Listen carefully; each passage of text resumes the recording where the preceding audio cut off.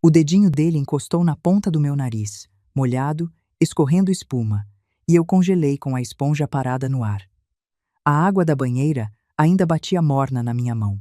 Os patinhos de borracha boiavam de lado, fazendo aquele bamboleio bobo.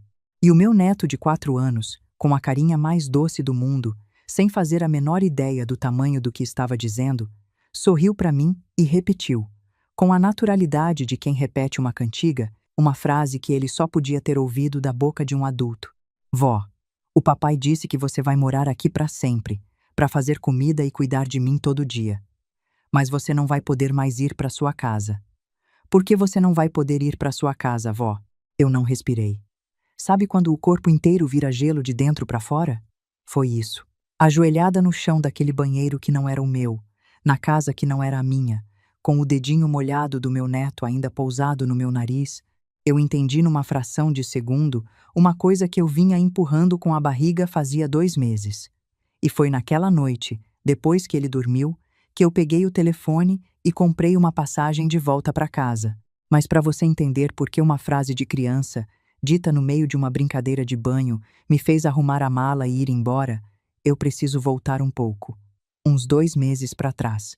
Para a manhã em que eu cheguei naquela cidade chorando de felicidade, sem desconfiar de nada. Eu me chamo Glória, e aquela viagem começou do jeito mais bonito que uma viagem pode começar, com uma filha me ligando, chorando, pedindo socorro, e eu largando tudo para ir. Foi numa noite de fevereiro. Eu estava de pijama, com o meu chá de camomila, vendo uma novela mexicana dublada na televisão, quando o telefone tocou. Era a Renata, a minha filha, e ela estava aos prantos do outro lado da linha. Mãe, eu não aguento mais. Eu estou exausta. O Bradley vive viajando a trabalho, fica fora a semana inteira, e quando volta, está sempre no computador. O Mateus não dorme à noite. Eu não tenho com quem deixar ele. Eu não tenho mais amiga nenhuma aqui. Mãe, eu não tenho ninguém. A senhora podia vir? Só por uns meses? Me ajudar a respirar? A senhora é tudo o que eu tenho. E me diz uma coisa, você que está me ouvindo, que talvez também seja mãe, tem coração no mundo que resista a uma filha chorando e dizendo: a senhora é tudo o que eu tenho? Não tem. Eu não tinha. Claro que eu vou, minha filha. Para de chorar. A mãe arruma a mala e pega o primeiro voo. A gente resolve tudo. Eu estou indo. Eu disse isso antes mesmo do meu cérebro lembrar que eu tinha uma vida. Que eu morava sozinha numa cidadezinha no interior do estado de Ohio, nos Estados Unidos, e que a Renata morava em Raleigh, na Carolina do Norte, quase 8 horas de estrada que naquele momento me pareceram nada. Eu tinha 63 anos, era viúva fazia tempo, e a minha filha estava me chamando. O resto era detalhe. Eu fiz a mala naquela mesma semana, e na mala, junto com as roupas e os remédios da pressão, eu coloquei 2 coisas que para mim valiam mais que ouro, e que ninguém na casa para onde eu ia saberia reconhecer. Você vai entender daqui a pouco que coisas eram essas. Por enquanto, basta saber que uma delas estava viva, literalmente viva, num pote de vidro com a tampa folgada, porque coisa viva precisa respirar. O voo de Columbus até Raleigh tem conexão, é uma trabalheira. Mas eu fui o caminho todo sorrindo feito boba, imaginando a cena. O Mateus correndo para os meus braços, a Renata aliviada, descansada. Jantares em família, histórias antes de dormir, aquela receita simples de felicidade que não custa quase nada e que mesmo assim é a coisa mais difícil do mundo de se conseguir. A Renata me esperava no aeroporto e foi ali que eu levei o primeiro aperto no peito. Ela estava magra, magra de um jeito que não é estética, é desgaste, olheiras roxas, o cabelo preso de qualquer jeito, a roupa larga, escondendo um corpo que tinha encolhido. A minha filha, que sempre foi vaidosa, que se cuidava, estava ali parecendo 10 anos mais velha do que era. E o Bradley não estava. Cadê o Bradley? Eu perguntei, abraçando ela e sentindo as costelas dela nas minhas mãos. Ah, mãe, ele teve uma reunião importante. Não conseguiu sair. Mandou um abraço. Uma reunião, num sábado de manhã. A sogra atravessando meio país de avião para ajudar a família dele. E o homem tinha uma reunião, mas mandou um abraço. Que generoso. Eu sorri e não falei nada, porque a Renata já parecia carregar o mundo nas costas, e eu não ia botar mais peso ali logo na chegada. Engolir o que eu pensava, naquela época, era o meu maior talento. Maior até que o de fazer pão. E olha que pão era a minha vida inteira. No estacionamento, ela parou ao lado de uma caminhonete enorme, reluzente, de couro por dentro, dessas que custam o preço de uma casa pequena. Eu olhei aquilo, olhei para a magreza dela, para a roupa larga, e alguma coisa não fechou na minha cabeça. Que carro bonito, filha. É do Bradley. Financiado, ela disse. E tem uma coisa no jeito como ela sussurrou. Financiado, que eu não esqueci nunca mais. Foi como quem confessa. A casa era exatamente como nas fotos que ela me mandava. E ainda mais. 2 andares, gramado verdinho, daqueles aparados à régua que a gente vê em filme. Por fora, o sonho americano embrulhado para presente. Só para situar quem não conhece, Raleigh é a capital da Carolina do Norte. Faz parte de uma região que eles chamam de Triângulo da Pesquisa, cheia de universidade e empresa de tecnologia, dessas cidades organizadas, arborizadas, de gente que ganha bem e mora em condomínio com piscina e portaria. Tudo muito bonito, muito limpo, muito perfeito por fora. Mas eu ia aprender, naquela casa, que gramado aparado à régua não diz nada sobre o que cresce torto por dentro, porque por dentro era outra coisa. Tinha brinquedo espalhado por todo canto, louça empilhada na pia, formando uma torre que desafiava a lei da gravidade, caixas de comida de entrega acumuladas perto da porta. Não era a bagunça gostosa de uma casa vivida. Era o caos de uma mulher se afogando sozinha. Eu bati o olho e entendi na hora. A minha filha não estava me pedindo ajuda com o neném. Ela estava me pedindo socorro. O Mateus apareceu correndo do fundo da casa quando me ouviu entrar. Descalço, de pijama no meio da tarde, cabelo arrepiado, e se agarrou na minha perna com tanta força que quase me derrubou. Vó! Vó chegou! Vó chegou! E ali, com aquele cheirinho de criança no meu pescoço, com aqueles bracinhos me apertando, eu esqueci a caminhonete, esqueci o Bradley ausente, esqueci a torre de louça. Eu peguei aquele menino no colo e pensei, valeu a pena. Cada quilômetro valeu a pena. Eu vim pra cá pra isso, pra esse abraço. Eu ainda não sabia que ia ser exatamente aquela boquinha, meses depois, a me abrir os olhos. Mas cada coisa no seu tempo. O Bradley chegou em casa por volta das 7 da noite. Entrou falando alto no telefone, sem cumprimentar ninguém. Jogou as chaves numa tigela perto da porta e só desligou a ligação uns 10 minutos depois. Quando finalmente reparou em mim, abriu um sorriso branco de propaganda de pasta de dente e veio com os braços abertos. Senhora Glória, que bom que chegou. Nossa, a senhora não imagina como a gente precisava de uma mãozinha por aqui. Uma mãozinha. Guardem essa palavra, porque ela ia crescer, ao longo das semanas, de mãozinha para praticamente um turno de 12 horas sem folga. Eu conhecia o Bradley fazia uns 6 anos, desde que a Renata o trouxe para jantar lá em casa pela primeira vez. Coleman, o sobrenome dele. Um homem bonito, alto, aperto de mão firme demais, daqueles que apertam 1 segundo a mais do que o necessário, como quem quer medir a sua força antes de decidir se você serve para alguma coisa. Naquele primeiro jantar, fazia anos, ele tinha provado o meu pão e dito, de boca cheia: Senhora Glória, isso aqui é a melhor coisa que eu já comi. A senhora devia engarrafar isso. Tem gente que fica rica vendendo bem menos. Repare, ele não disse que era gostoso. Ele disse que dava para ficar rico.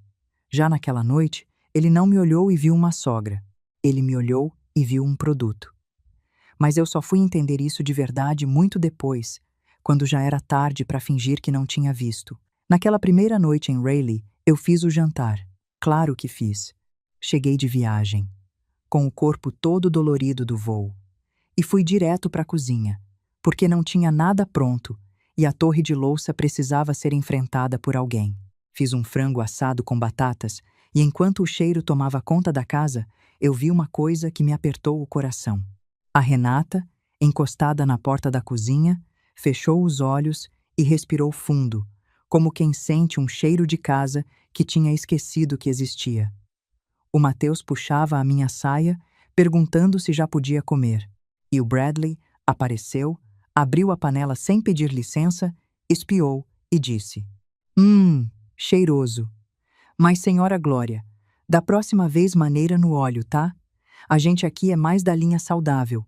O Mateus não pode pegar esses hábitos pesados. Eu, que tinha acabado de descer do avião e ir direto para o fogão para alimentar a família dele, recebi uma instrução sobre óleo. Olhei para ele, sorri o meu melhor sorriso e disse: Pode deixar, Bradley. Amanhã eu faço no vapor. Bem levinho, igual o teu jantar de hoje, que pelo visto foi o ar. A Renata riu. Riu de verdade, pela primeira vez desde que eu cheguei, escondendo a boca com a mão como quem não pode ser pega rindo. O Bradley não achou graça. Deu um sorriso amarelo, murmurou alguma coisa sobre ter trabalho para terminar e subiu. E eu não sabia ainda. Mas naquela brincadeira boba, eu tinha acabado de marcar o começo de uma queda de braço que ia durar semanas. De um lado, um homem que achava que tinha conseguido uma empregada de graça, do outro, uma mulher de 63 anos que já tinha enterrado um marido, criado uma filha sozinha e sovado massa o suficiente para saber, melhor que ninguém, a diferença entre cuidar de alguém e ser usada por alguém. Naquela noite, deitada na cama do quarto de hóspedes, ouvindo o ar-condicionado zumbir, eu peguei o telefone e mandei uma mensagem. Não para Renata, que dormia do outro lado da parede. Para um homem chamado Sebastião, que estava a 8 horas de estrada dali, lá em Ohio, e que provavelmente já tinha alimentado as abelhas e tomado o café da noite. Preciso te contar do Sebastião, senão você não vai entender o tamanho do que eu deixei para trás quando peguei aquele avião. O Sebastião foi um presente tardio que a vida me deu quando eu já nem esperava mais. Um viúvo como eu, que eu conheci numa feira de produtores 2 anos antes daquela viagem. Ele vendia mel e geleia de uma propriedadezinha que tinha nos arredores da cidade. Homem de poucas palavras, mãos grandes, dessas que sabem trabalhar a terra. A gente começou a conversar por causa de uma geleia de figo que eu comprava toda semana, e de geleia em geleia viramos amigos, e de amigos viramos aquela coisa morna e boa que não tem pressa, que 2 pessoas da nossa idade sabem construir sem o desespero da juventude. A gente não falava em casamento, em morar junto, nada disso. A gente só estava. Ele consertava a torneira que pingava na minha cozinha. Eu mandava pão fresco para casa dele. Nos domingos a gente tomava café na varanda e ficava em silêncio. Um silêncio bom, desses que só vem quando você confia na pessoa o suficiente para não precisar enfeitar o ar com conversa. Quando eu contei para ele que ia para Raleigh ajudar a Renata, ele estava sentado na minha cozinha, mexendo o café com aquela colherzinha que ele sempre batia 2 vezes na borda da xícara antes de pousar. E vai ficar quanto tempo dessa vez? Ele perguntou, sem levantar os olhos. Não sei, Sebastião. Uns meses. A Renata está mal. Eu não posso deixar ela sozinha com o menino. Ele assentiu devagar. Bateu a colherzinha 2 vezes na borda. Pousou. Então eu te espero. Aqui não vai mudar nada. As abelhas continuam. O figo continua dando. E eu continuo aqui. Vai cuidar da tua filha. Mas, Glória... E aqui ele finalmente levantou os olhos. Ponto cuida de você também. Você tem uma mania de se distribuir inteira para os outros e não sobrar nada para você. Eu te conheço. Guardem esse homem na memória. Porque enquanto, do outro lado do país, a minha própria família estava calculando quanto eu valia em dólares por mês, esse homem que não me devia nada estava me pedindo, do jeito desajeitado dele, para eu não me apagar. A diferença entre essas 2 coisas é o coração inteiro desta história. Naquela primeira mensagem de Raleigh, eu escrevi pouca coisa. Cheguei bem. O menino é um amor. A Renata está precisando mesmo. Te conto mais amanhã.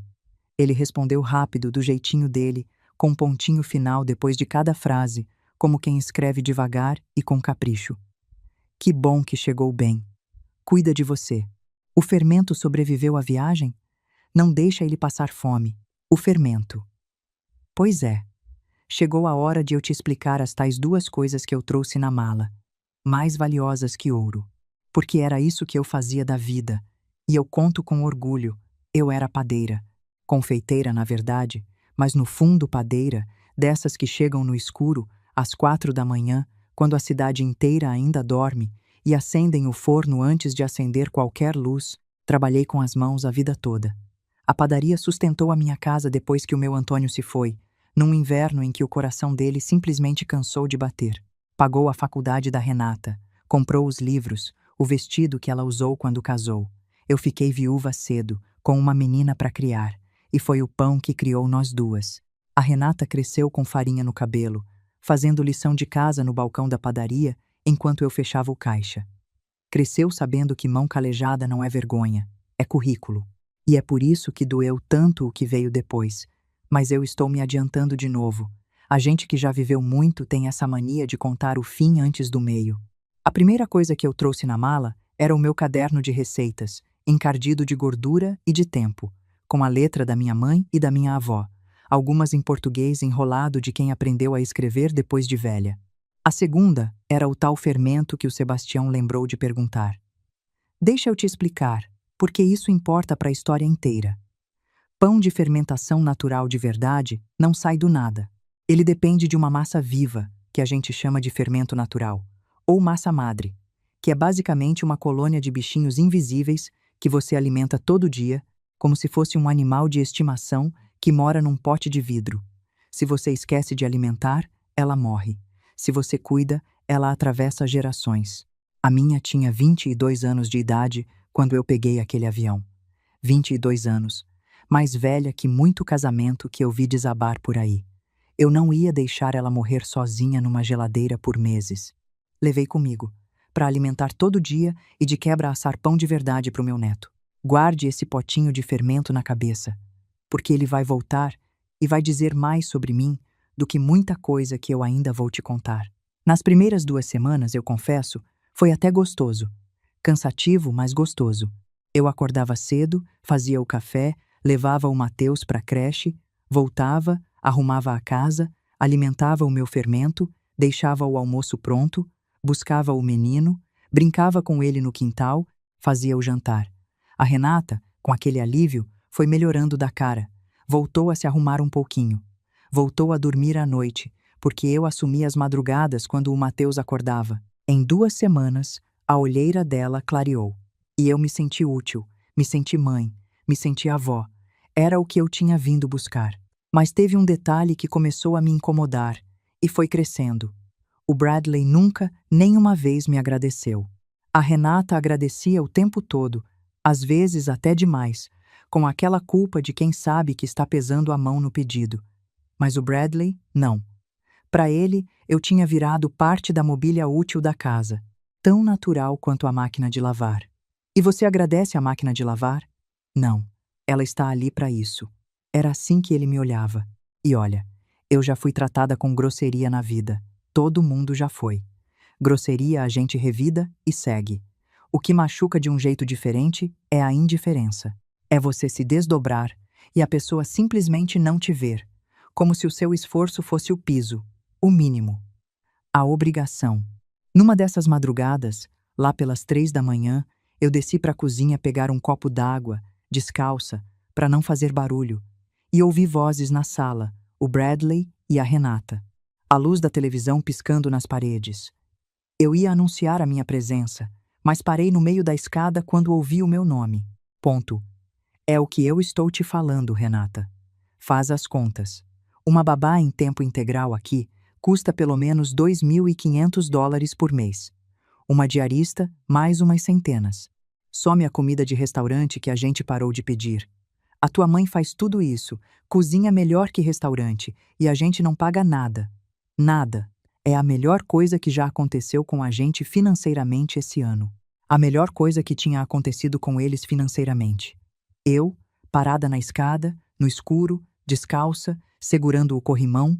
Deixa eu te explicar uma coisa sobre a vida nos Estados Unidos, porque foi isso que deu o tamanho do tombo que eu levei ali parada. Lá, cuidar de criança custa os olhos da cara. Uma creche em tempo integral para uma criança da idade do Mateus, numa cidade como Raleigh, fica em torno de $900 por mês. E quando é bebê, passa fácil de 1.000.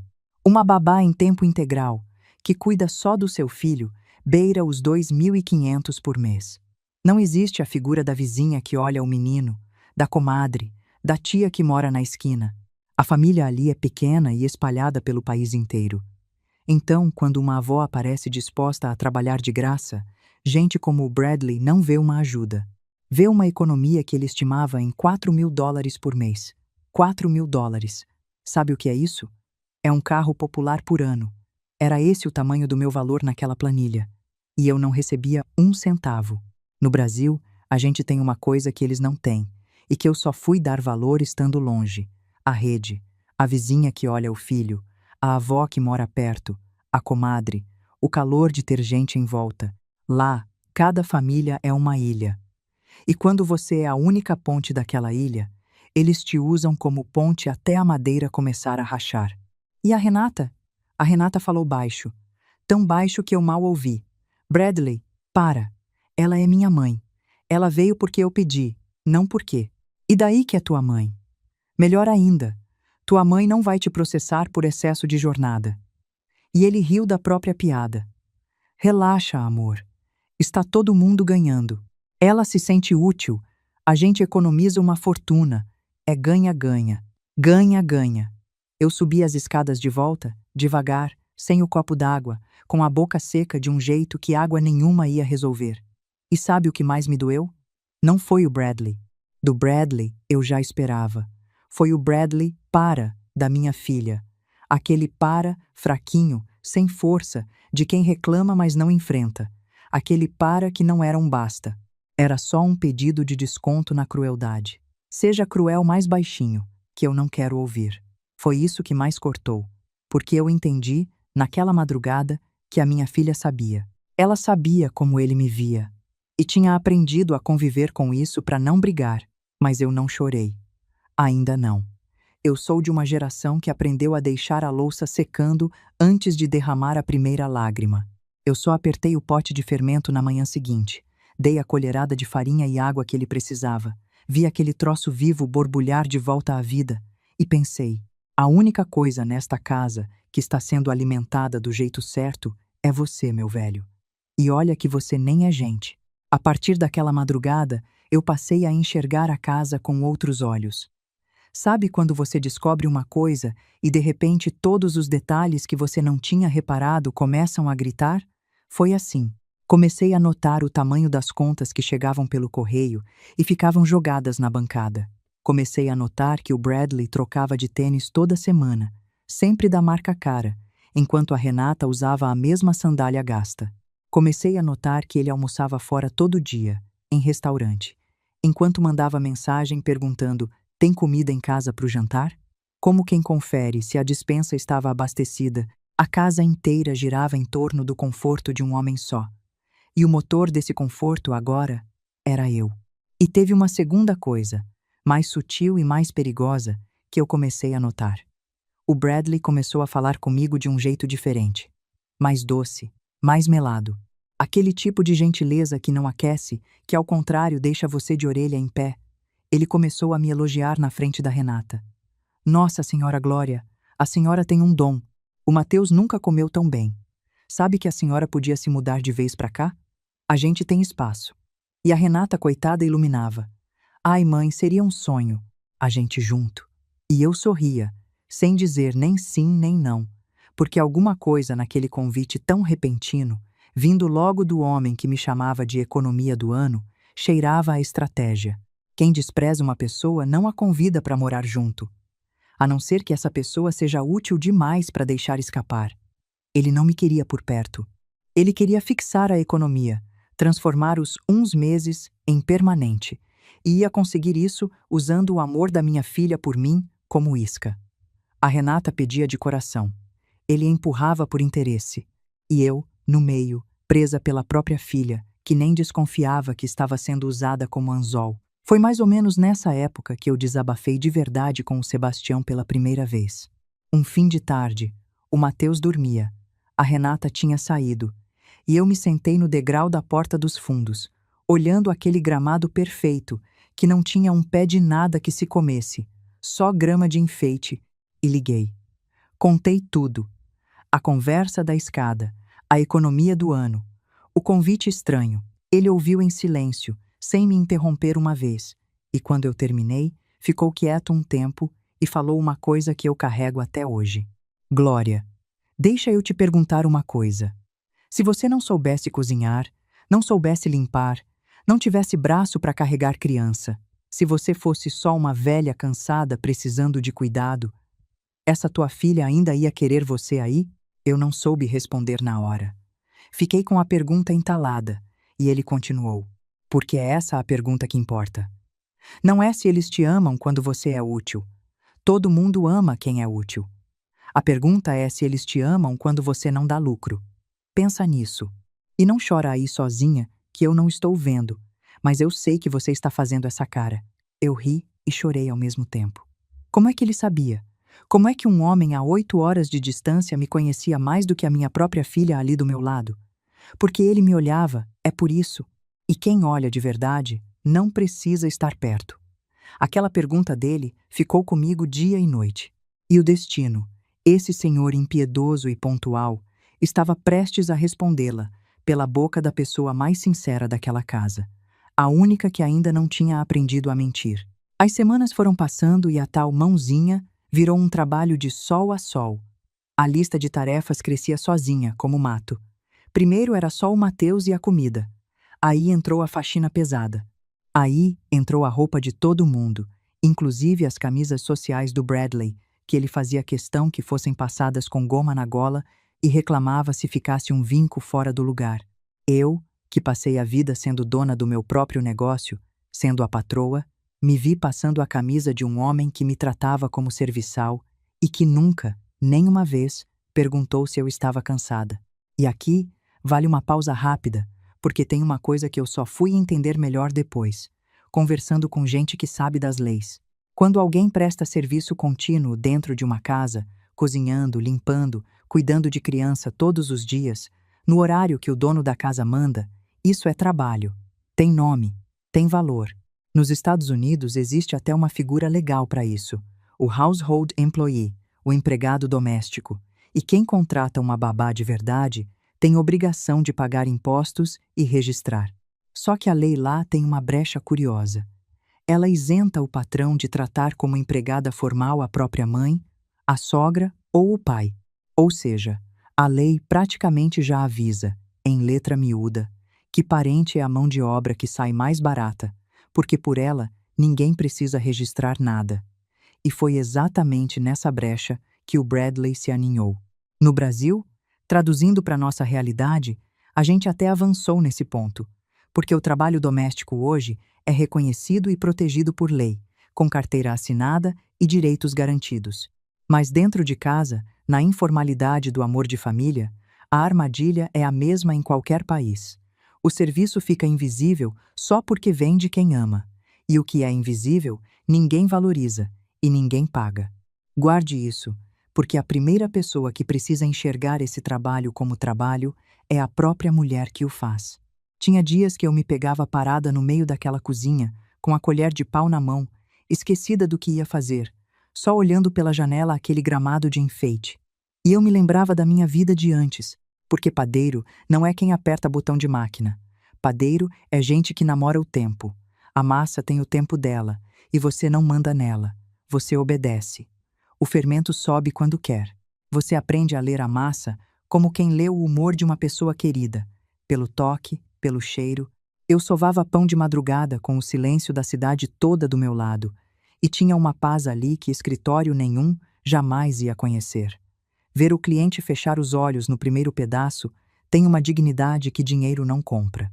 E foi essa mulher, que dominava a própria cozinha, que se viu em Raleigh pedindo licença para abrir a geladeira dos outros. A gente se perde de si mesma assim, sabe? Aos pouquinhos. Ninguém se perde de uma vez. Teve uma manhã que eu desci 10 minutos atrasada. 10 minutos. Eu tinha passado a madrugada acordada com o Mateus, que estava com dor de ouvido, embalando ele, fazendo compressa morna, cantando baixinho até ele pegar no sono lá pelas 5 da manhã. Quando eu desci, o Bradley já estava na cozinha, de braços cruzados, com aquela cara de quem ia bater o ponto. Bom dia, o café não está pronto? Não bom dia, como a senhora dormiu. Não obrigado por cuidar do meu filho a noite toda. Era, o café não está pronto. como se eu tivesse furado um expediente. Bom dia, Bradley. Eu passei a noite acordada com o Mateus. Ele estava com dor de ouvido. Acabei dormindo tarde. Ah, pausa. Mas dá para fazer o café rápido? Eu tenho reunião às 8. A Renata, que tinha descido atrás dele, abriu a boca para falar alguma coisa e fechou. Olhou para mim com aqueles olhos de cachorro que apanhou e pede desculpa sem ter mordido ninguém. E não falou nada. De novo, o silêncio dela. Aquele silêncio que eu fui aprendendo a ler como um livro. Era o silêncio de quem depende, de quem tem medo, de quem, lá no fundo, já não se reconhecia mais. Eu fiz o café. Rápido, e enquanto o pão torrava, eu olhei pela janela o céu clareando sobre Rayleigh e pensei no meu fermento, no meu Sebastião, na minha varanda em Ohio, no silêncio bom que existe no mundo e que não era aquele. Aquele silêncio da minha filha não era bom. Era a corrente que prendia nós duas. Naquela época, eu já estava ali fazia quase 2 meses. E uma coisa tinha mudado em mim, por dentro, sem eu nem perceber direito. Eu tinha começado a me encolher.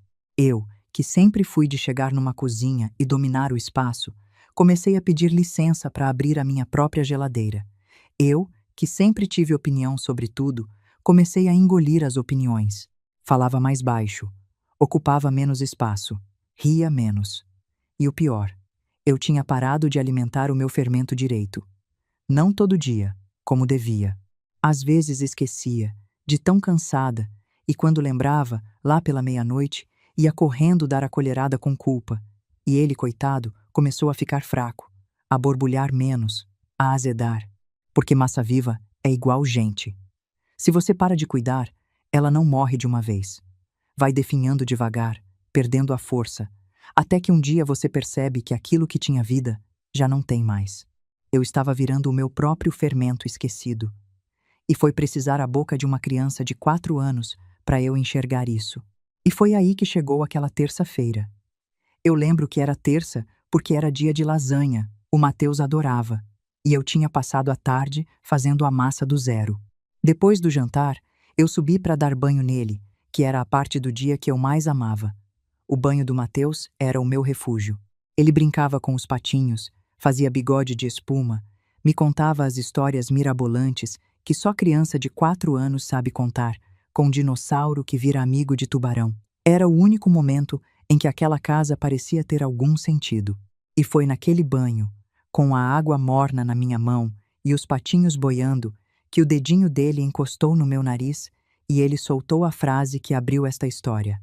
A frase do morar aqui para sempre. A frase do não vai poder mais ir para sua casa. Eu já te contei que naquele segundo eu congelei. O que eu não te contei foi o que veio depois, por dentro. Porque, entenda, um menino de 4 anos não inventa morar aqui para sempre e não vai poder mais ir para sua casa. Ele não tem como saber o peso daquilo. Ele estava repetindo, com a naturalidade de quem repete uma cantiga, uma frase que ouviu dos adultos da casa, fazendo planos para mim sem me perguntar nada. Planos de me arrancar da minha vida, da minha casa, do meu Sebastião, das minhas coisas, e me fixar ali para sempre como a mão que cozinha e cuida, de graça, para sempre. E a inocência do menino só tornava aquilo mais cruel. Era isso que eu era, naquela casa, até nos planos que faziam para mim. Uma mão útil que dava para mudar de cidade igual quem muda um móvel de lugar. Eu não deixei o Mateus ver nada.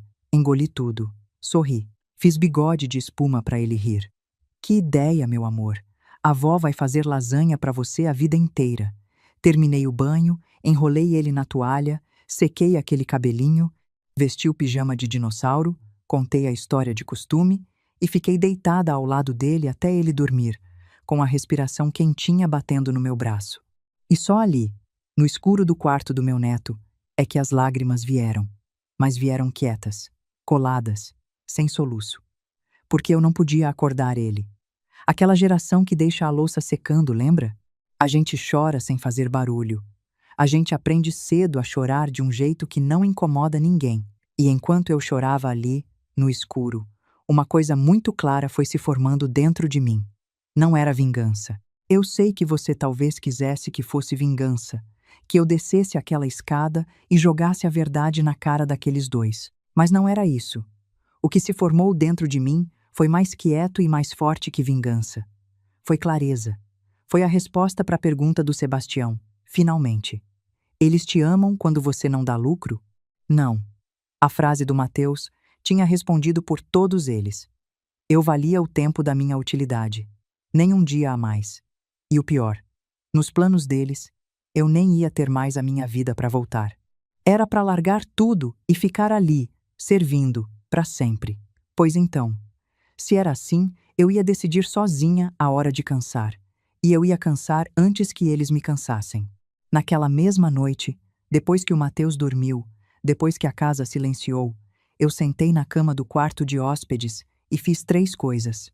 A primeira, abri o aplicativo da companhia aérea e procurei uma passagem de volta para Columbus. Tinha uma, 3 dias depois. Eu olhei o botão de comprar por um tempo longo e apertei, sem tremer. A segunda coisa foi mandar uma mensagem para o Sebastião. Só 3 palavras. Estou voltando para casa. Ele respondeu em menos de 1 minuto, como se estivesse acordado esperando. Que bom! O chá fica pronto quando você chegar. E o figo está dando. Te espero. Eu li aquilo umas 10 vezes. Te espero. Que diferença, meu Deus, entre um te espero e um a senhora podia se mudar de vez para cá. Um era amor, o outro era contrato. E a terceira coisa foi descer até a cozinha no escuro, pegar o meu pote de fermento, aquele velho que eu tinha quase deixado morrer de tão sugada que eu estava, e dar para ele uma colherada caprichada de farinha e água, com carinho, pedindo desculpa de verdade. Aguenta mais 3 dias, meu velho. A gente vai para casa. Lá eu cuido de você direito de novo. Lá eu cuido de nós dois.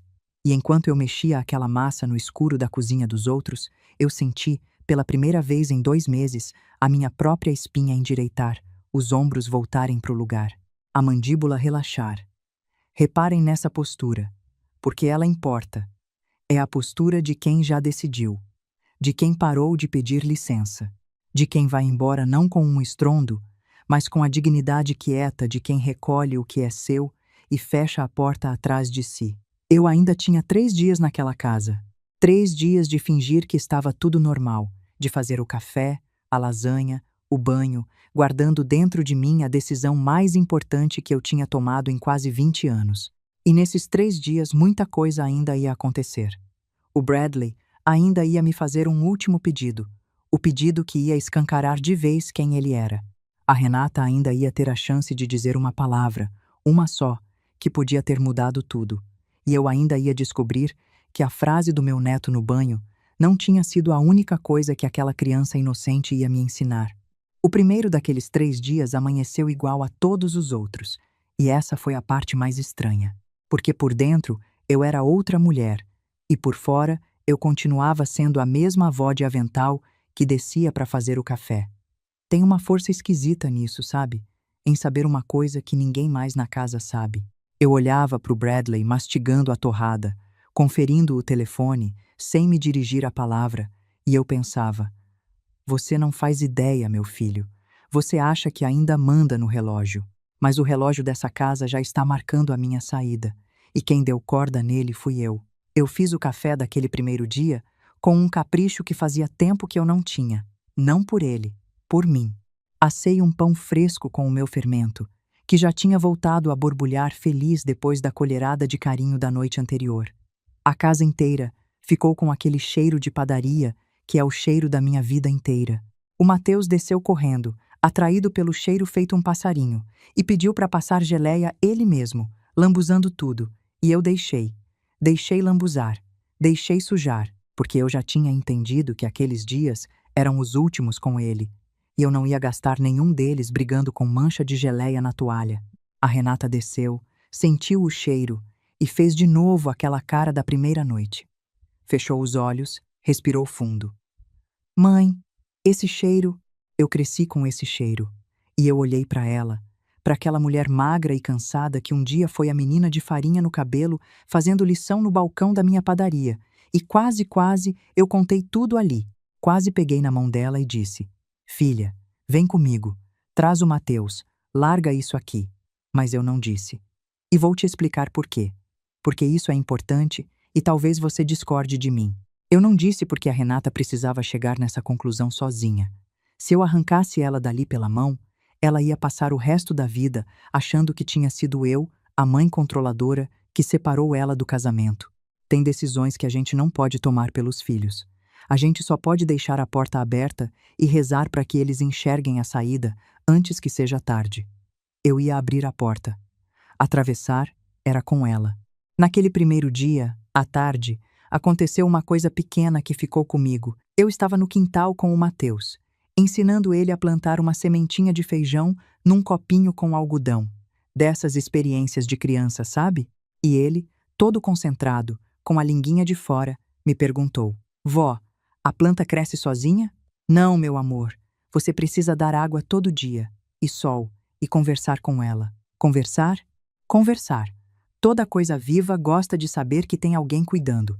Planta, bicho, gente, todo mundo gosta de saber que importa para alguém. E o Mateus olhou para o copinho sério e falou: Então eu vou conversar com ela todo dia para ela saber que ela importa.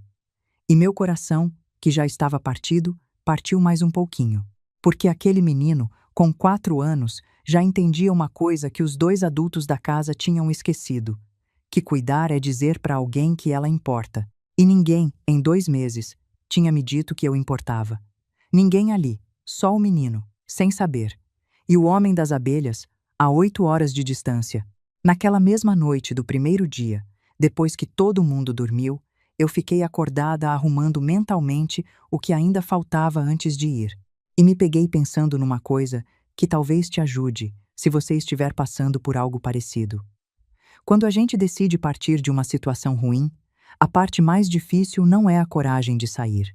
É aguentar os últimos dias fingindo normalidade, sabendo o que você sabe, carregando a decisão sozinha. É como segurar a respiração debaixo d'água, sabendo exatamente quantas braçadas faltam para a superfície. Você conta, você aguenta, e você não conta para ninguém que está contando. Esses 3 dias foram os mais compridos da minha vida. Cada café que eu fazia, eu pensava, é um dos últimos. Cada banho do Mateus é um dos últimos. E tinha uma dor nisso. Mas tinha também uma estranha doçura. A doçura de quem já sabe que está se despedindo e por isso presta atenção em cada detalhe. Grava cada cheiro, cada risada, como quem fotografa com o coração. No segundo dia, de manhã, antes do pedido que viria à noite, teve ainda mais um episódio que terminou de selar a minha decisão, caso ainda restasse alguma dúvida. Eu estava no quintal, de joelhos, arrancando o mato daquele jardim de enfeite, com o sol já forte nas minhas costas, a coluna reclamando, quando Bradley saiu para ir trabalhar, passou por mim. E em vez de um bom dia, ele parou, olhou o canteiro e disse: Ó, Senhora Glória, capricha nessa parte de trás que a gente tem visita no fim de semana, e eu quero que esteja apresentável. Apresentável. Para a visita dele, como quem dá ordem para o jardineiro. E foi embora na caminhonete sem esperar resposta. Eu fiquei ali, de joelhos na terra dos outros, com o mato na mão, e dei uma risada. Uma risada meio sem graça, dessas que a gente dá para não chorar. Porque pensei: Glória, você sovou pão para meia cidade de Ohio, criou uma filha sozinha, enterrou um marido e está aqui, de joelhos, deixando o jardim apresentável para a visita de um homem que nem te dá bom dia. Faltou ele me dar um crachá e um uniforme com o meu nome bordado. Glória, Serviços Gerais. Com luvinha combinando. E você ainda achava que ia ser diferente. Foi nesse instante, mais até do que no banho, que eu tive certeza absoluta. Não tinha volta. Eu ia embora. No segundo dia, à noite, o Bradley fez o pedido. O tal pedido que eu sabia que ia vir, mais cedo ou mais tarde, e que escancarou de vez o tamanho da coisa. Foi no jantar. Ele estava de bom humor, o que naquela casa já era motivo para desconfiança, porque o bom humor dele sempre vinha embrulhando algum pedido. Ele encheu a minha taça de suco, fez piada, elogiou a comida 2 vezes, e aí, no meio do jantar, soltou, como quem comenta o clima: Senhora Glória, eu andei pensando. A gente está numa fase meio apertada, a senhora sabe, e o aluguel da creche do Mateus está pesando muito no orçamento. Aí eu pensei, já que a senhora está aqui mesmo, e ama tanto o Mateus, e cuida tão bem dele, por que não tira ele da creche de vez? A senhora fica com ele em tempo integral. A gente economiza a creche, o Mateus fica com a avó, que é muito melhor do que ficar com estranho. Todo mundo ganha. O que a senhora acha? Eu pousei o garfo, devagar, e olhei para ele. Porque entenda, aquilo não era um pedido de ajuda com o neto. Aquilo era a formalização do meu contrato de trabalho. Tirar o Mateus da creche significava me prender ainda mais. Significava que eu não teria mais nem as horas da manhã, enquanto ele estava na escola, para respirar. Significava que eu viraria babá em tempo integral, sem salário, sem folga, sem fim. E o detalhe mais cruel, ele embrulhou isso em que é muito melhor do que ficar com estranho. Usou o meu amor pelo Mateus como argamassa para construir a minha prisão. Ele sabia que eu amava o menino, e ele ia usar esse amor como corrente. E a creche, Bradley? Eu perguntei, com a voz mansa. O Mateus gosta da creche. Tem os amiguinhos dele lá. A professora que ele adora. Ah, criança esquece rápido. E sinceramente, senhora Glória, com todo o respeito, a convivência com a avó é insubstituível. A senhora não acha? E ele sorriu. Aquele sorriso de propaganda. O sorriso que vendia carro, vendia tecnologia, e agora estava tentando me vender a minha própria escravidão embalada como amor de avó. A Renata olhava para o prato, mexia a comida sem comer, e ali, naquele instante, ela teve a chance de ouro. Ela podia ter dito, Bradley, não, a minha mãe veio ajudar por uns meses, não para abrir mão da vida dela. Você não vai prender ela aqui. Ela podia ter me defendido. Era só uma frase. Uma frase teria mudado tudo entre nós. Mas ela olhou para o prato e disse, baixinho, seria bom pro Mateus, mãe. Ele fica tão feliz com a senhora. E pronto. Caiu a última ficha. A minha filha não ia me salvar. Não porque ela fosse má. A Renata nunca foi má. Mas ela estava tão afundada, tão sem chão, tão dependente daquele homem e tão sem forças para brigar, que ela preferiu me sacrificar a enfrentar o marido. Ela escolheu a paz dela em vez da minha liberdade. E olha, eu até entendo. O afogado se agarra em qualquer coisa, até no que está afundando junto com ele. Mas entender não é o mesmo que aceitar. Eu entendi a minha filha. E mesmo entendendo, eu soube naquele jantar que eu ia embora dali em menos de 48 horas e que ela ainda não fazia ideia. Vou pensar, eu disse. E mudei de assunto, perguntando para o Mateus o que ele tinha aprendido na creche. Ele contou, animado, sobre uma música nova de Tubarão. O Bradley, achando que tinha me convencido, relaxou e voltou para o telefone. A Renata respirou aliviada, achando que a crise tinha passado, e só eu, naquela mesa, sabia que a crise não tinha passado. A crise estava só começando. Só que dessa vez não ia ser a minha crise, ia ser a deles. Naquela noite, depois do pedido, eu não consegui dormir. Lá pela meia-noite, fui até a porta do quarto do Mateus. Abri uma frestinha e fiquei olhando ele dormir, do jeito que eu fazia com a Renata quando ela era pequena. E me veio uma lembrança que eu não buscava fazia anos. A Renata, com uns 5 anos, mais ou menos a idade do Mateus, dormindo na rede no fundo da padaria, enquanto eu varava a madrugada assando, porque eu não tinha com quem deixar ela e não tinha dinheiro para babá. Eu trabalhava de olho nela. Cada fornada, eu olhava para a rede e pensei, olha a volta que o mundo deu. A menina que eu criei sozinha, no escuro de uma padaria, com uma mão na massa e o olho na rede, agora estava deixando o marido planejar arrancar a mãe da própria casa para virar empregada de graça para o resto da vida. Não por maldade, por afundamento. Mas a volta que o mundo dá, às vezes é cruel demais para a gente engolir calada. Porque deixa eu te explicar uma coisa que aquela casa não tinha entendido. Eu não era só uma mão que fazia lasanha. Eu era a estrutura invisível que segurava aquele teto. Era eu que acordava com o Mateus de madrugada. Então a Renata dormia, então ela conseguia trabalhar de dia. Era eu que fazia a comida, então a Renata não desabava de exaustão. Era eu que segurava a casa de pé enquanto a minha filha juntava os caquinhos dela. Eles me viam como economia. Não enxergavam que economia, quando some, deixa um buraco do tamanho exato do que ela segurava. E o buraco que eu ia deixar era enorme. Só que eles só iam medir o tamanho dele quando eu já estivesse longe. No terceiro dia, o dia da partida, eu acordei antes do sol, como sempre fiz a vida inteira. Mas dessa vez não foi para acender forno, foi para arrumar a mala. Fiz tudo em silêncio, com a casa dormindo. Dobrei as minhas roupas, guardei os meus remédios. E com um cuidado de quem embala um recém-nascido, embrulhei o meu pote de fermento no pano úmido, fechei a tampa folgada e acomodei ele no meio das roupas, protegido.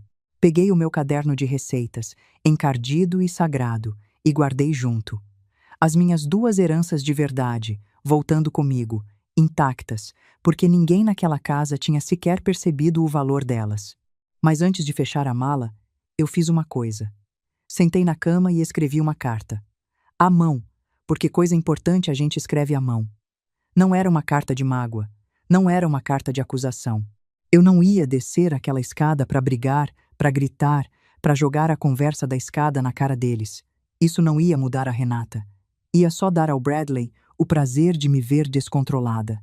Não, a minha saída ia ser do meu jeito. Quieta, digna, do jeito de quem não precisa de plateia para saber o próprio valor. A carta era para Renata e dizia assim: mais ou menos, porque eu não decorei palavra por palavra, mas o coração dela eu lembro inteiro. Filha, quando você ler isso eu já estou a caminho de casa. Não fui embora brava com você, fui embora porque eu me lembrei de uma coisa que eu tinha esquecido aqui dentro desta casa, que eu também sou uma pessoa e não só um par de mãos. Eu vim porque você me chamou e eu voltaria a vir 1000 vezes pela menina que você é. Mas eu não posso ficar para ser usada, nem mesmo por amor, nem mesmo por você. Eu ouvi, sem querer, as contas que fazem de mim nesta casa. Eu sei quanto eu valho na planilha de vocês, e descobri que prefiro valer pouco em dólares e muito em mim mesma. O Mateus, um dia desses, me contou no banho, sem saber o que dizia, os planos que vocês fazem para mim. Me prender aqui para sempre, longe da minha casa, como a mão que cozinha e cuida de graça. Ele não sabia o que estava dizendo, mas eu sabia, e eu decidi ir antes que isso acontecesse. A porta da minha casa em Ohio está sempre aberta para você e para o Mateus. Sempre. Mas a porta de entrada, não a dos fundos onde se entra a empregada, a porta da frente, onde entra a filha. Quando você quiser ser minha filha de novo, e não a intermediária dos pedidos do seu marido, você sabe onde me encontrar. Eu te amo mais do que a minha própria vida. É exatamente por isso que eu estou indo. Da mãe. Eu dobrei a carta e deixei em cima do travesseiro dela, do lado que ela dormia, sabendo que o Bradley dormia do outro lado e não ia ver primeiro. Era para ela. Só para ela. Sabe, escrever aquela carta foi quase tão difícil quanto fazer a mala. Porque eu não queria que ela soasse como acusação, nem como chantagem, nem como aquele tipo de carta que a mãe escreve para fazer o filho se sentir culpado pelo resto da vida. Eu queria que fosse verdade, só verdade, do jeito mais limpo que eu conseguisse. Eu reli umas 3 vezes, tirei cada palavra que tinha veneno, cada frase que era para ferir em vez de explicar, porque eu aprendi, ao longo da vida, que mágoa escrita no papel a quente vira pedra que machuca para sempre. E eu não queria deixar pedra nenhuma no caminho da minha filha. Eu queria deixar uma porta aberta, com a luz acesa do lado de dentro, para quando ela tivesse coragem de atravessar. A diferença entre uma carta que fere e uma carta que liberta está toda nas palavras que você escolhe não escrever. Eu escolhi com cuidado. Era a última coisa de mãe que eu ia poder fazer por ela ali. E eu fiz com amor, mesmo indo embora. Talvez principalmente porque eu estava indo embora. E aí o sol começou a nascer, e a casa começou a acordar, e veio a parte mais difícil. Eu desci e fiz o último café, o último pão, a última vez que aquele cheiro ia tomar conta daquela cozinha. O Mateus desceu, esfregando os olhinhos, e eu peguei ele no colo, e segurei aquele cheirinho de criança no meu pescoço por um tempo longo, gravando na memória, porque eu não sabia quando ia poder sentir de novo. Vó vai viajar hoje, meu amor, eu disse. Vó vai para casa da avó. E quando a avó volta? A avó não sabe, meu anjo. Mas a avó vai te ligar toda semana. E quando você for grande, você vai poder vir para casa da avó e a gente vai fazer pão juntos. Topa? Topo. E lasanha. E lasanha. Prometo. E aqui a minha voz quase quebrou, mas eu segurei. E ó, Mateus, a avó vai te ensinar uma coisa importante agora. E eu quero que você nunca esqueça, tá bom? Olha pra vó. Ele olhou com aqueles olhos enormes. Nunca, nunca olhe de cima para baixo para quem cuida de você. A pessoa que faz a sua comida, que lava a sua roupa, que cuida de você quando você está doente, essa pessoa tem um coração batendo dentro dela. Ela não é um móvel. Ela não é uma máquina. Ela é gente. E a gente trata a gente com carinho, não com lista de tarefa. Promete pra vó que você vai lembrar disso quando crescer? Prometo, vó. E ele nem entendeu direito o tamanho do que eu falei. Mas eu plantei, igual a sementinha de feijão no copinho. A gente planta e rega e torce para que cresça. Talvez aquele menino cresça diferente do pai. Eu nunca vou saber ao certo, mas eu plantei. O Bradley desceu de terno cinza, pronto para o trabalho, e quando viu a minha mala no corredor, parou. Fez uma cara de confusão, depois uma cara de quem foi pego de surpresa e, por fim, a cara de quem está calculando um prejuízo. Senhora Glória? A senhora vai. A senhora está de saída? Mas a gente nem conversou sobre o Mateus, sobre a creche. Conversamos sim, Bradley. Você falou, eu ouvi, e eu pensei. E a minha resposta é, não. Eu vou para casa hoje. Mas, espera. Assim? Do nada? E a Renata? E o Mateus? Você não pode simplesmente largar a gente assim, no meio de tudo. E aqui, prestem atenção, porque é o momento em que a máscara cai. Reparem nas palavras dele. Não foi, mas a gente vai sentir sua falta. Não foi que pena, senhora Glória. Foi tão bom ter a senhora aqui. Foi você não pode largar a gente assim. Largar. Como quem larga um emprego sem aviso prévio. Como quem abandona um posto. Na cabeça dele, eu não era uma pessoa indo embora para casa. Eu era uma funcionária pedindo demissão, sem cumprir o aviso de 30 dias. E o desespero na voz dele não era saudade. Era a planilha desmoronando. Eram $4.000 por mês evaporando na frente dele. E olha que ironia. Deixa eu te explicar uma coisinha sobre os Estados Unidos, porque cai como uma luva aqui. Lá, quando você sai de um emprego, o certo é dar um aviso prévio, normalmente de 2 semanas, que eles chamam de 2 weeks notice. É quase uma lei não escrita, uma questão de educação profissional. Sair sem avisar é mal visto, queima o seu nome. E o Bradley, sem perceber, me tratou exatamente como uma funcionária que estava largando o emprego sem dar o aviso. Pois é, Bradley. Esse é o problema de transformar a sua sogra em empregada na sua cabeça. Uma hora ela percebe, e aí ela faz o que todo trabalhador explorado sonha em fazer. Ela se demite, sem aviso e sem culpa. Eu não estou largando ninguém, Bradley. Eu disse, calma. Eu estou voltando para minha casa, para minha vida, que existe, mesmo que vocês tenham esquecido disso. Eu vim ajudar a Renata por uns meses. Já são quase 3. E eu ajudei. Agora eu vou cuidar de mim, que é uma coisa que ninguém aqui se lembrou de fazer. Nesse momento, a Renata desceu as escadas, e ela já tinha lido a carta. Dava para ver, os olhos vermelhos, inchados, a carta amassada na mão. Ela desceu correndo e me abraçou, chorando. Mãe, não vai. Por favor, me desculpa por tudo. Eu sei que eu deixei, eu sei que eu vi e não falei nada. Eu fui covarde, mãe, eu fui tão covarde, mas não vá embora assim, por favor.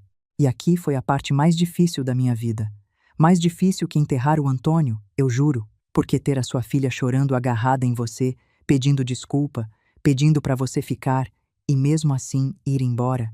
Isso exige uma força que eu não sabia que eu tinha, mas eu segurei o rosto dela com as 2 mãos, limpei as lágrimas com os polegares, do jeito que eu fazia quando ela era pequena, e ralava o joelho, e falei, filha, me escuta, eu não estou indo embora de você, eu nunca vou embora de você, eu estou indo embora deste arranjo, desta vida onde eu sou a mão que serve, e você é a filha que cala.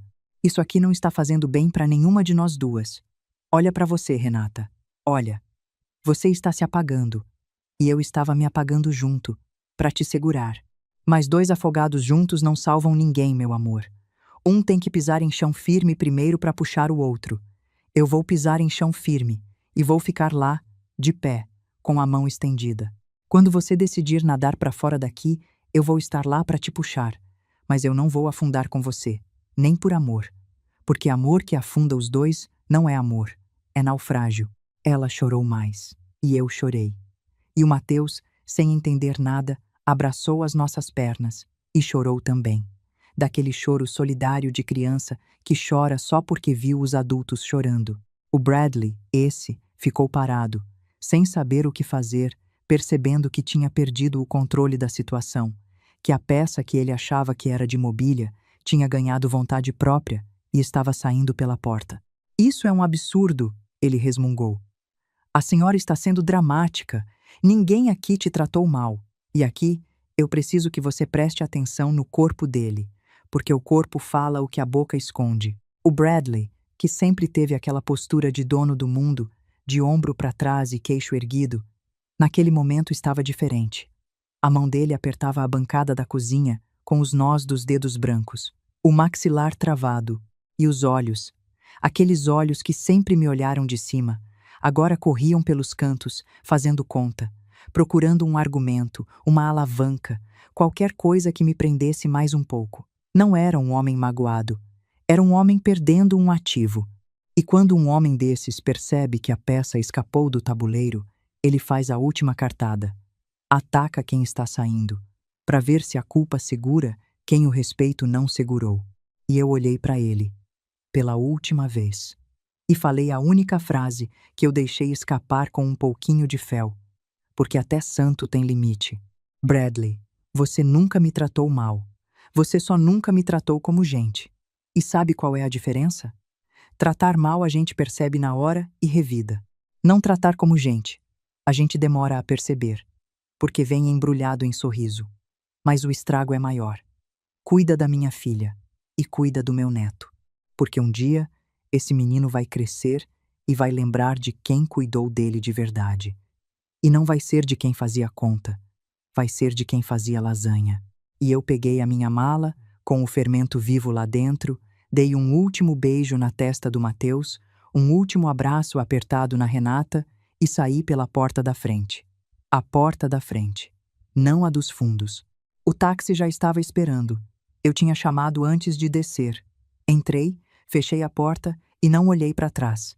Porque a gente que já viveu sabe, se você olha para trás na hora de ir embora, você sempre dá um jeito de ficar. E eu não podia ficar. Eu tinha que ir, por mim e por elas duas também, mesmo que elas só fossem entender isso muito depois. No avião, de volta para Ohio, eu finalmente chorei sem segurar. Chorei o choro inteiro, o que tinha ficado preso por 2 meses. E foi um choro estranho, porque não era só tristeza. Tinha alívio ali no meio. Tinha a sensação de quem largou um peso que estava carregando sem nem perceber o quanto pesava. Mandei uma mensagem para o Sebastião do meu assento. Estou no avião. Estou indo para casa. E ele respondeu: vou estar te esperando no aeroporto. E o chá já está esquentando. Eu encostei a cabeça na janelinha, olhei as nuvens e pela primeira vez em muito tempo eu me senti uma pessoa de novo. Não uma mão, não uma economia, não uma linha verde de planilha. Uma pessoa, a Glória, inteira. O Sebastião estava lá no aeroporto de Columbus quando eu desembarquei, de camisa xadrez amassada, segurando um potinho de geleia de figo nas mãos. Porque o homem não sabia chegar de mãos vazias, nem que a vida dependesse disso. Eu o vi de longe, naquele saguão cheio de gente correndo para lá e para cá, com as malas e os abraços e as despedidas de sempre, e ele estava ali, parado, firme, olhando a porta de desembarque, com aquela paciência de quem espera a abelha fazer mel. Quando ele me viu, não abriu um sorriso enorme, nem veio correndo. Ele só endireitou as costas, como quem confirma uma coisa que já sabia, e esperou eu chegar até ele. Ele não me perguntou nada, não quis saber dos detalhes, não fez julgamento, não falou, eu te avisei. Ele só pegou a minha mala da minha mão, olhou dentro dos meus olhos e disse: O fermento sobreviveu? E eu ri. Ri tanto que quase chorei de novo. Sobreviveu, Sebastião. Sobreviveu nós dois. E a gente foi para casa. A minha casa. Com a minha varanda, o meu silêncio bom, e aquele homem que me esperava sem cobrar, que me queria sem calcular, que me olhava sem fazer conta. No caminho do aeroporto para casa, a estrada cortando aqueles campos de Ohio que eu conhecia de cor, eu fui calada, olhando pela janela, e o Sebastião não encheu o silêncio de pergunta nenhuma. Ele só dirigia. De vez em quando olhava de canto para ver se eu estava bem, e me deixava ser. Naquela primeira noite de volta, eu coloquei o meu fermento num pote limpo, dei a ele a melhor farinha que eu tinha, e no dia seguinte assei o pão mais bonito da minha vida. Não para vender, não para servir ninguém, para mim. Para comer na minha varanda, com geleia de figo do Sebastião, vendo o sol nascer sobre as minhas próprias coisas. E aquele pão foi o mais gostoso que eu já comi, porque pela primeira vez em muito tempo, ele não tinha sido feito por obrigação, tinha sido feito por liberdade. Agora, você deve estar se perguntando o que aconteceu com a Renata e com o Bradley. Eu te conto. Mas te aviso que não é o que normalmente acontece nessas histórias. Não teve vingança planejada. Não teve eu jogando uma bomba na cara deles. A vida, essa senhora paciente, se encarregou de tudo sozinha e foi mais certeiro do que qualquer vingança que eu pudesse ter bolado. Lembra que eu falei que eu era a estrutura invisível daquela casa? O buraco que eu deixei foi se medindo aos poucos. Na primeira semana, a Renata me ligou, e foi uma ligação que eu não esqueço, porque foi o primeiro raiozinho de luz no meio de tudo aquilo. Ela estava abalada, a voz cansada, e me contou, meio sem querer admitir, que estava exausta de novo, que não conseguia trabalhar e cuidar do Mateus ao mesmo tempo, que a creche tinha aceitado o menino de volta, mas custava caro, que o Bradley reclamava da casa bagunçada e da comida de entrega, mas não levantava um dedo para ajudar. Mãe, ela me disse, baixinho, eu não sei como a senhora dava conta de tudo. Eu estou aqui há uma semana fazendo metade do que a senhora fazia, e eu estou no chão. E olha, eu podia ter respondido com mágoa. Podia ter dito, pois é, filha, agora você vê. Mas eu não disse, porque mágoa não constrói nada. Eu só falei. Eu dava conta porque era a minha filha, Renata. A gente dá conta do impossível pelos filhos. O problema não é você não dar conta. O problema é ter gente nessa casa que acha que dar conta é obrigação sua e de mais ninguém. Ela ficou quieta do outro lado. E eu senti, naquele silêncio, que alguma coisa tinha começado a se mexer dentro dela. Sem mim ali para absorver tudo, a verdade da casa veio à tona, sem maquiagem. E a verdade era essa. O Bradley nunca tinha segurado nada. Quem segurava era eu. E antes de mim, era a Renata, se matando. Tirada a muleta, o coxo apareceu. Deixa eu te explicar uma coisa sobre dinheiro, porque foi aqui que o castelo começou a ruir. O Bradley vivia daquela imagem de homem bem-sucedido. A caminhonete reluzente, os tênis de marca, os almoços em restaurante, mas era tudo financiado, tudo no cartão, tudo aparência. Lá nos Estados Unidos existe uma facilidade enorme de crédito. Você compra tudo parcelado, e muita gente vive com um padrão que não cabe no bolso. Por fora, o sonho americano. Por dentro, uma dívida que cresce todo mês.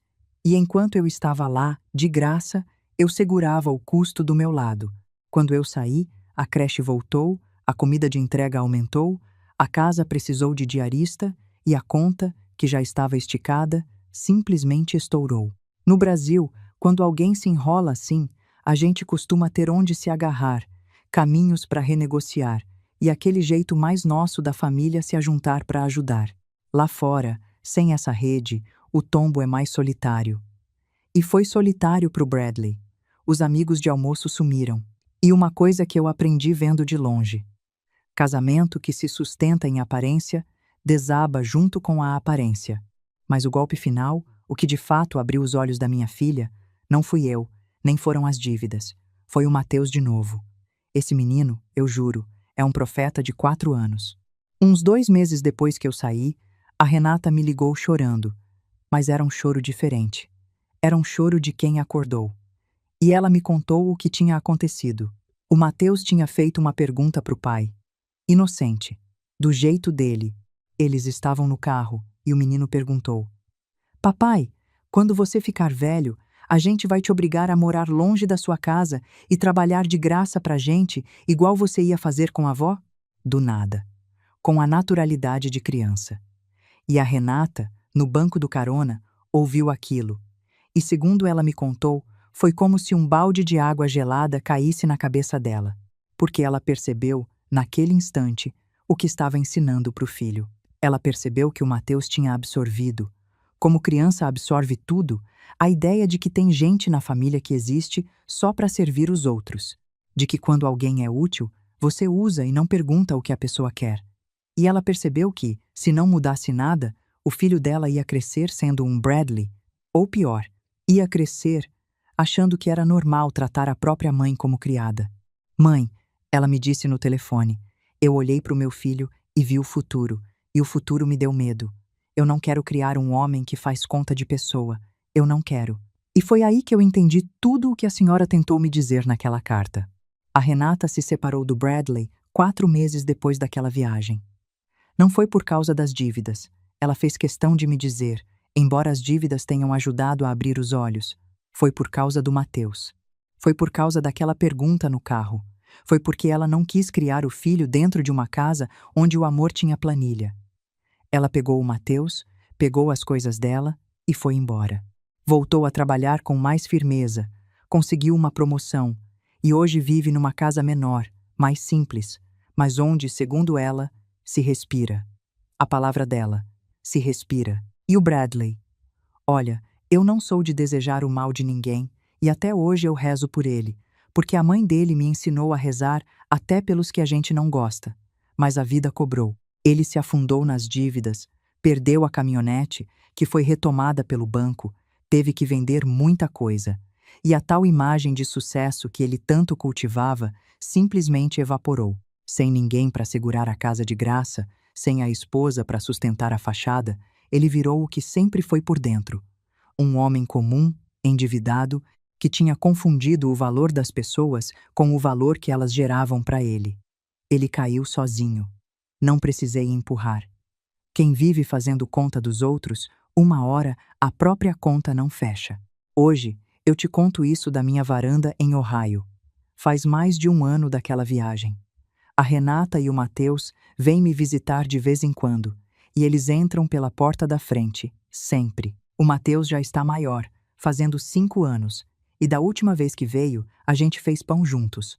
Eu deixei ele meter a mãozinha na massa, sovar, sujar tudo de farinha, igual a mãe dele fazia quando era pequena. E sabe o que ele me falou, todo orgulhoso, com farinha até no nariz? Vó, eu tô cuidando da massa para ela saber que ela importa. Ele lembrou. Ele lembrou da sementinha de feijão. Ele lembrou que coisa viva precisa saber que importa. E o Sebastião? O Sebastião continua aqui. Não casamos, não precisamos. A gente só está. Ele cuida das abelhas, eu cuido do fermento. E nos domingos a gente toma café na varanda em silêncio. Aquele silêncio bom, o que eu tinha esquecido que existia quando estava perdida na casa dos outros. Ele me olha, eu olho ele, e a gente não precisa fazer conta nenhuma. Porque o amor de verdade, eu reaprendi, não cabe em planilha. Ele não economiza nada. Ele não gera lucro nenhum. Ele só te faz sentir, todo santo dia, que você importa. E isso, meu amor, não tem preço que pague. Teve um domingo desses, faz pouco tempo, que a Renata e o Mateus vieram me visitar, e eu fiz questão de uma coisa. Eu deixei a porta da frente aberta, escancarada, com a tela de proteção destrancada, esperando. Quando o carro deles encostou, o Mateus desceu correndo e entrou por aquela porta gritando, Vó! E atrás dele veio a Renata, mais devagar, com um embrulho na mão. Era um pote de vidro novo, bonito, com tampa de rosca. Mãe, eu comecei o meu, ela disse, meio sem graça, me entregando. Peguei um pouquinho do seu fermento da última vez, sem a senhora ver, e levei para casa. Já está com 3 meses. Eu alimento todo dia. O Mateus me ajuda. Eu segurei aquele pote e quase não consegui falar. Porque entende, A minha filha não tinha levado um pedaço do meu dinheiro, nem da minha casa, nem das minhas economias. Ela tinha levado um pedaço da única coisa que era de verdade. Uma coisa viva, que precisa de cuidado todo dia, que ensina paciência, que ensina que amor é presença repetida. A minha herança tinha finalmente passado para ela. Não a herança que o Bradley cobiçava, a herança que ele nunca soube enxergar. O meu fermento, aquele velho de 22 anos, hoje já tem 23. Atravessou a viagem, atravessou o descaso, atravessou os 2 meses em que eu quase deixei ele morrer porque eu mesma estava sendo deixada morrer. E sobreviveu, igual eu. Se tem uma lição que eu queria deixar para você, que me ouviu até aqui, é essa. Cuidar de alguém é um presente que você dá, não uma dívida que o outro tem o direito de cobrar para sempre. Quando você se desdobra por alguém e essa pessoa para de te ver, para de dizer que você importa e começa a te tratar como obrigação, preste atenção. Isso não é amor te pedindo ajuda, é exploração vestida de amor. E a diferença entre as duas, eu aprendi do jeito mais difícil, está numa pergunta só, a mesma que o Sebastião me fez naquela varanda. Será que essa pessoa ia te querer por perto se você não desse lucro nenhum? Se a resposta sincera for não, você já sabe o que está acontecendo. E você tem todo o direito do mundo de recolher as suas coisas, fechar a sua mala e ir embora pela porta da frente. De cabeça erguida, sem pedir licença. Porque a mão que cuida tem um coração ligado nela. E coração, esse, ninguém tem o direito de colocar numa planilha. Se essa história mexeu com você, se você já se sentiu assim, usada por quem devia te amar, ou se você conhece alguém que precisa ouvir isso hoje, me conta aqui embaixo nos comentários de onde você está me ouvindo. Eu leio cada um, de verdade. Compartilha essa história com aquela amiga, aquela irmã, aquela mãe que anda se apagando para segurar a casa dos outros. Às vezes, uma história é o empurrãozinho que a pessoa precisava para lembrar do próprio valor. E se inscreve aqui no canal para não perder a próxima história, porque eu tenho muitas para te contar. Histórias de mulheres que, como eu, descobriram tarde, mas descobriram que nunca é tarde demais para voltar a ser gente inteira. Podem esperar. Vai valer. A gente se vê na próxima história.